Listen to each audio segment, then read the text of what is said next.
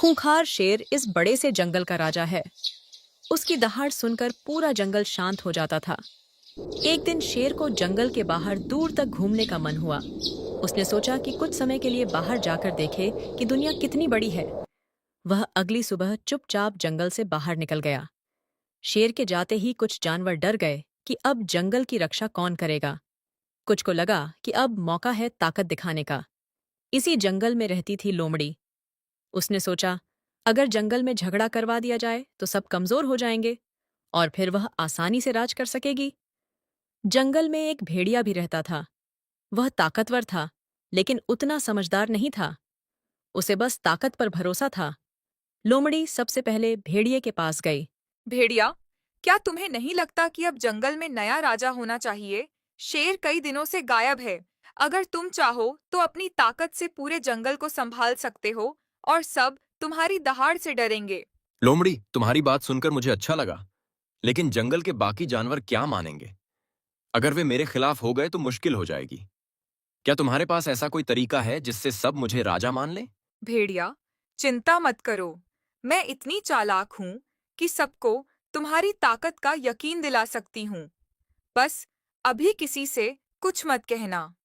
पहले हमें गधे को अपने साथ करना होगा। जंगल में एक गधा भी रहता था। वह सीधा सादा था और जल्दी किसी की बातों में आ जाता था। लोमड़ी और भेड़िया दोनों गधे के पास पहुंचे। गधा नदी के किनारे घास खा रहा था और आराम से गुनगुना रहा था। गधा, तुम्हें पता है शेर कई दिनों से जंगल में नहीं है। सब जानवर परेशान हैं कि अब जंगल की देखभाल कौन करेगा। हमें ऐसा समझदार और शांत राजा चाहिए जो सबको साथ लेकर चले। लोमड़ी, मैं तो एक साधारण गधा हूं। मुझे तो बस घास खाना और आराम करना अच्छा लगता है। तुम लोग मुझसे यह बड़ी बात क्यों कह रहे हो? मुझे समझ नहीं आ रहा। गधा, तुम्हें अपनी काबिलियत का अंदाजा नहीं है। तुम शांत हो, किसी से लड़ते नहीं और सबको बराबर समझते हो। ऐसे ही गुणों वाले जानवर को जंगल का राजा होना चाहिए, ना कि सिर्फ ताकत वाले को। भेड़िया यह सुनकर थोड़ा असहज हो गया। उसे लगा कि कहीं लोमड़ी गधे को ही राजा बनाने की बात तो नहीं कर रही। लोमड़ी, ये कैसी बातें कर रही हो? जंगल में राजा वही बन सकता है जो ताकतवर हो।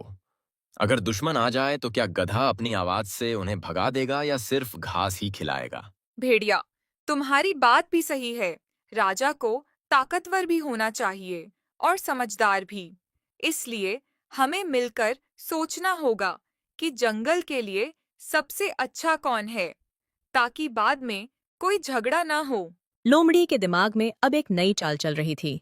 वह चाहती थी कि गधा और भेड़िया आपस में ही शक करने लगें। कुछ देर बाद वह गधे के पास अकेले गई। गधा, मैं तुम्हें एक बात बताना चाहती हूँ, लेकिन यह राज है। भेड़िया खुद राजा बनना चाहता है। अगर वह राजा बन गया तो शायद कमजोर जानवरों की कोई परवाह नहीं करेगा। इसलिए तुम्हें सावधान रहना चाहिए। लोमड़ी, अगर ऐसा है तो मुझे सच में डर लग रहा है। भेड़िया गुस्से वाला है और अगर वह राजा बन गया तो शायद हम जैसे जानवरों की जिंदगी मुश्किल हो जाएगी। तुम बताओ, अब मुझे क्या करना चाहिए?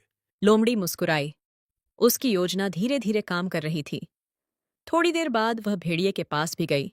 भेड़िया, मुझे लगता है तुम्हें सावधान रहना चाहिए। गधा बहुत भोला दिखता है, लेकिन अभी अभी वह कह रहा था कि अगर मौका मिला तो वह खुद राजा बनने की कोशिश करेगा और सब जानवरों को अपनी तरफ कर लेगा। क्या सच में गधा ऐसा सोचता है? वह तो हमेशा सीधा बनने का नाटक करता है।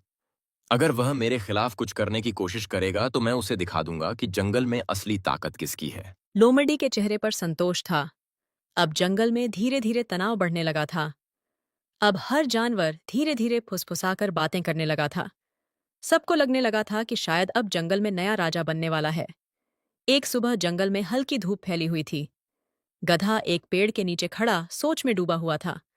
तभी लोमड़ी धीरे धीरे उसके पास आई। गधा, तुम इतने परेशान क्यों दिख रहे हो? मैं देख रही हूँ कि तुम आजकल बहुत चुप रहने लगे हो। अगर तुम्हारे मन में कोई डर या चिंता है, तो मुझे बताओ। शायद मैं तुम्हारी मदद कर सकूं। लोमड़ी, मुझे लगता है भेड़िया मुझसे नाराज है। वह जब भी मुझे देखता है तो उसकी आंखों में गुस्सा दिखाई देता है। मुझे डर है कि कहीं वह अचानक मुझ पर हमला न कर दे। डरने से कुछ नहीं होगा गधा। अगर तुम्हें अपनी जगह सुरक्षित रखनी है, तो तुम्हें भी थोड़ी हिम्मत दिखानी होगी। कभी-कभी सामने वाले को यह दिखाना जरूरी होता है कि तुम बिल्कुल कमजोर नहीं हो। उधर दूसरी तरफ भेड़िया जंगल के एक सूखे पेड़ के पास टहल रहा था। उसके मन में भी कई सवाल चल रहे थे। तभी लोमड़ी वहां पहुंची। भेड़िया, तुम्हें देखकर लगता है तुम भी किसी गहरी सोच में हो। क्या तुम्हें भी लगता है कि जंगल में कुछ अजीब हो रहा है और कुछ जानवर तुम्हारे खिलाफ सोचने लगे हैं? लोमड़ी, मैं भी यही सोच रहा हूँ। गधा आजकल अजीब व्यवहार कर रहा है। वो मुझे देखकर रास्ता बदल लेता है। कहीं वो चुपचाप दूसरे जानवरों को मेरे खिलाफ तो नहीं कर रहा। मुझे भी ऐसा ही लगा था।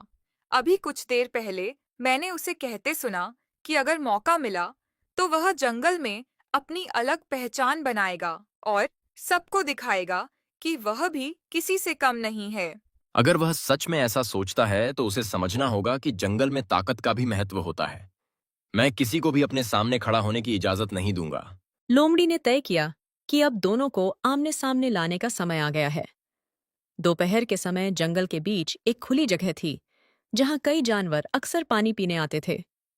लोमड़ी ने पहले गधे को वहां बुलाया। गधा, मुझे लगता है अब समय आ गया है कि तुम और भेड़िया साफ साफ बात कर लो। अगर मन में शक रहेगा तो परेशानी बढ़ती जाएगी। इसलिए आज ही सब कुछ साफ कर देना बेहतर होगा। गधा थोड़ा घबराया, लेकिन उसने हाँ कर दी। कुछ देर बाद लोमड़ी भेड़िए के पास गई। भेड़िया, मैंने गधे को उस खुली जगह पर बुलाया है। मुझे लगता है कि अब तुम दोनों को सीधे बात करनी चाहिए, ताकि यह तय हो सके कि जंगल में किसकी बात सुनी जाएगी और कौन सच में मजबूत है। भेड़िया तुरंत तैयार हो गया। जब दोनों उस जगह पहुंचे तो माहौल थोड़ा तनावपूर्ण था। गधा चुप खड़ा था और भेड़िया उसे घूर रहा था। लोमड़ी थोड़ा दूर खड़ी सब देख रही थी। गधा, मुझे खबर मिली है कि तुम जंगल में अपनी अलग ताकत दिखाने की बातें कर रहे हो। अगर तुम्हारे मन में ऐसा कुछ है तो साफ साफ कह दो, ताकि मुझे भी पता चल जाए कि तुम क्या सोचते हो। भेड़िया, मैंने कभी ऐसी बात नहीं कही। मुझे तो खुद डर लगता है कि कहीं तुम मुझसे नाराज न हो जाओ। मैं तो हमेशा शांति से रहना चाहता हूं और किसी से झगड़ा नहीं चाहता। अगर तुम सच बोल रहे हो तो फिर यह बातें जंगल में फैल कैसे रही हैं? कोई तो है जो कह रहा है कि तुम अपने आप को कमजोर नहीं समझते और सही मौका मिलने पर सबको चौंका सकते हो। लोमड़ी दूर खड़ी यह सब सुन रही थी और उसके चेहरे पर हल्की मुस्कान थी। अब गधा और भेड़िया दोनों उलझ चुके थे। दोनों को लग रहा था कि कहीं न कहीं कोई झूठ बोल रहा है। लेकिन उसी समय जंगल के दूर वाले हिस्से से एक बहुत हल्की सी आवाज सुनाई दी। वह आवाज थी शेर की दहाड़। लोमड़ी अचानक थोड़ा घबरा गई, लेकिन उसने खुद को संभालने की कोशिश की। वह धीरे धीरे उनके पास आई। तुम दोनों मुझे इस तरह क्यों देख रहे हो? मैंने तो सिर्फ वही कहा जो मुझे सुनने में आया था। अगर तुम दोनों के बीच कोई गलतफहमी हो गई है, तो उसमें मेरी क्या गलती है? लोमड़ी, अब बात साफ साफ समझ में आने लगी है। तुमने मुझे गधे के खिलाफ भड़काया और गधे को मेरे खिलाफ डराया। शायद तुम चाहती थीं कि हम दोनों आपस में लड़ें और तुम इसका फायदा उठाओ। कुछ ही देर में पेड़ों के बीच से शेर धीरे धीरे चलता हुआ सामने आ गया। शेर ने चारों तरफ देखा और फिर गंभीर आवाज में बोला। मैं कुछ समय के लिए जंगल से बाहर गया था, लेकिन लौटते समय मुझे रास्ते में कई जानवरों से अजीब बातें सुनने को मिली। लगता है मेरी गैरहाजिरी में जंगल में बहुत उलझन पैदा हो गई है। शेर, सच कहूं तो तुम्हारे जाने के बाद जंगल में कई गलत फहमियां फैल गईं। हमें लगा कि शायद अब नया राजा चुनना पड़ेगा और इसी वजह से हमारे बीच शक और तनाव पैदा हो गया। शेर, मुझे अब समझ में आ रहा है कि हम सब किसी की चाल में फंस गए थे। अगर हम पहले ही एक दूसरे से साफ बात कर लेते तो शायद यह स्थिति पैदा ही नहीं होती। शेर ने फिर लोमड़ी की तरफ देखा। लोमड़ी की नजरें जमीन पर थीं। शेर ने गहरी आवाज में कहा। लोमड़ी, तुम्हारी चालाकी जंगल में सब जानते हैं, लेकिन चालाकी का इस्तेमाल अगर दूसरों को लड़ाने के लिए किया जाए तो वह पूरे जंगल के लिए नुकसान बन जाती है। शेर, मुझसे गलती हो गई। मैंने सोचा कि अगर सब जानवर उलझ जाएंगे तो मुझे फायदा मिलेगा, लेकिन अब समझ में आ गया कि इससे जंगल में सिर्फ परेशानी ही बढ़ती है। जंगल की ताकत इस बात में है कि यहाँ के जानवर एक दूसरे पर भरोसा करते हैं। अगर भरोसा टूट जाए तो सबसे बड़ा भी कमजोर हो जाता है और सबसे चालाक भी सुरक्षित नहीं रह सकता। भेड़िया और गधा दोनों ने सिर हिलाकर सहमति जताई। जंगल में धीरे धीरे फिर से शांति लौटने लगी।